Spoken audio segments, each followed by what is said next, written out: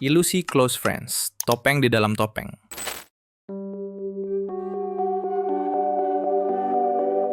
Di dunia nyata, kita pura-pura kuat. Di dunia maya, kita ngeluh, tapi cuma di close friends. Bahkan di tempat paling privat pun, kita tetap nyaring pakai topeng. Neuroscience, otak kita belajar membelah diri. Otak manusia secara alami membangun identitas berbeda di ruang yang berbeda. Ini cara kita bertahan. Prefrontal cortex, pusat logika, bekerja sama dengan sistem limbik, pusat emosi, untuk memisahkan persona publik dan privat. Itu sebabnya kita bisa kelihatan ceria di meeting, lalu ngetik keluhan panjang di close friends 5 menit kemudian. Ini bukan kelainan, ini sistem pertahanan. Masalahnya, sistem ini yang tadinya cuma strategi darurat, sekarang jadi default setting. Kita terlalu lama pakai dua wajah, sampai lupa mana yang asli. Penelitian neuroscience membuktikan, otak manusia, jika terus-menerus dipaksa berpindah antara persona publik dan privat tanpa ruang otentik, rentan mengalami peningkatan kecemasan, krisis identitas, bahkan disosiasi ringan. Dan close friends di permukaan terlihat seperti ruang penyelamat, padahal kadang itu cuma layar tambahan, bukan ruang asli untuk jujur. Panopticon, pengawasan tidak pernah benar-benar hilang. Filsuf Foucault bilang, dunia modern adalah panoptikon sosial. Semua orang saling mengawasi. Close friends memberi ilusi kebebasan, padahal kita tetap sensor. Takut dilihat kelewat sedih, takut dianggap drama, takut di screenshot. Bahkan di ruang privat, kita tetap mengedit luka. Dan ini bagian dari kontrol sosial yang halus, tapi dalam.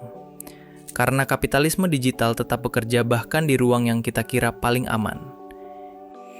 Identitas itu dibentuk lewat performa, bahkan di ruang paling aman. Judith Butler percaya identitas bukan esensi, tapi performa yang terus diulang. Close friends adalah panggung mini yang lebih intim, tapi tetap panggung. Kita perform jadi versi rapuh yang estetik. Kita perform jadi versi sedih yang relatable. Bahkan, kesedihan hari ini harus dipoles agar enak dilihat. Dan semakin sering kesedihan dipoles, semakin jauh kita dari rasa yang asli. Dan saat itu terjadi terus-menerus, bukan cuma identitas kita yang kabur, tapi otak kita mulai belajar bahwa rasa sakit harus disembunyikan agar tetap diterima. Curated vulnerability dan kecemasan modern. Fenomena close friends adalah contoh curated vulnerability. Kita jujur tapi terkontrol, karena kita takut ditolak. Takut jadi beban. Takut luka asli terlalu berantakan untuk diterima. Maka kita kirim kode. Story abu-abu, lagu galau, caption ambigu. Siapa peka, ngerti. Siapa nggak peka, ya udah. Tapi di balik itu semua, kita tetap sendiri. Psikologi sosial membuktikan, semakin sering kita hanya berani setengah jujur, semakin besar potensi isolasi emosional, burnout sosial, bahkan depresi tersembunyi. Komodifikasi kejujuran. Theodor Adorno bilang industri budaya menjual segalanya, termasuk luka. Hari ini, kejujuran pun dikomodifikasi. Close friend, Finsta, second account, semua jadi ruang semi-jujur, tapi tetap dibungkus branding. Erich Fromm menyebut ini sebagai being for others. Kita bahkan menangis dengan cara yang diterima sosial. Dan dalam budaya ini, kejujuran yang benar-benar mentah kehilangan tempat. Bahkan saat kita upload kesedihan, algoritma tetap bekerja. Engagement tetap dihitung, komoditas tetap diproduksi. Ruang aman yang tidak benar-benar aman. Riset membuktikan 65% Gen Z pakai fitur close friends untuk curhat setengah. 4 dari 10 pengguna close friends pernah alami kebocoran privasi. 82% Gen Z merasa lebih aman curhat di circle kecil, tapi tetap takut efek domino sosialnya. Studi WHO, ketidakotentikan digital berkontribusi pada meningkatnya kecemasan dan self-esteem problem. Kita terus cari ruang aman, tapi selalu bawa ketakutan lama. Dan ruang aman semu ini lambat laun hanya jadi kamar gema, tempat kita mendengar suara sendiri, tapi tetap tidak merasa diterima. Close friends adalah meme kesepian. Dari lagu, meme, sampai stand up, semua tahu close friends itu kode.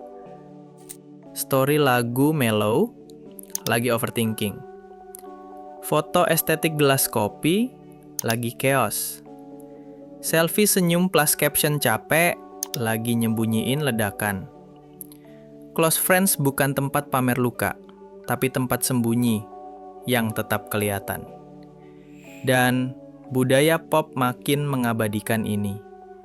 Dari konten lucu sampai konten gelap, kita diajak percaya bahwa ngeluh di ruang privat adalah normal, padahal kadang itu sinyal keterasingan yang makin akut.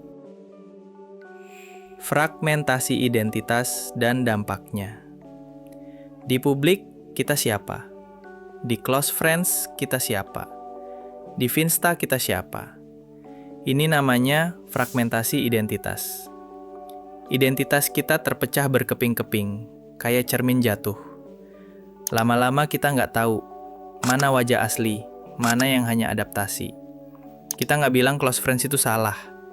Kita cuma takut kalau kita terus hidup dalam lapisan demi lapisan versi editan, kita lupa gimana rasanya hadir apa adanya. Dari kacamata psikologi eksistensial, manusia butuh dua hal fundamental. Authenticity, hak untuk hadir apa adanya, belongingness, rasa diterima tanpa syarat. Tapi selama kejujuran cuma dipotong-potong dalam frame 15 detik close friends, dua hal itu nggak pernah benar-benar kita dapatkan. Kata Martin Buber, keintiman sejati lahir dari relasi aku dan engkau, bukan dari panggung, bukan dari story tersembunyi. Dan kata Carl Rogers, manusia tumbuh paling sehat saat ia bisa unconditional positive regard, diterima tanpa topeng. Kita ingin suatu hari nggak perlu pilih siapa yang boleh lihat sisi rapuhku. Nggak perlu sensor rasa sakit biar tetap diterima. Nggak perlu bikin panggung kecil di balik panggung besar. Nggak perlu upload luka buat ngerasa didengar. Karena luka nggak selalu harus dipamerin, tapi juga nggak selamanya harus disensor. Kadang yang kita butuh cuma ruang, bukan filter. Dan kehadiran bukan close friends yang tetap penuh batas. Dan mungkin kejujuran paling mewah hari ini adalah berani hadir di dunia tanpa skrip, tanpa settingan, tanpa kurasi, cuma kita, apa adanya. Penuh luka, tapi tetap layak diterima. Tanpa topeng di dalam topeng.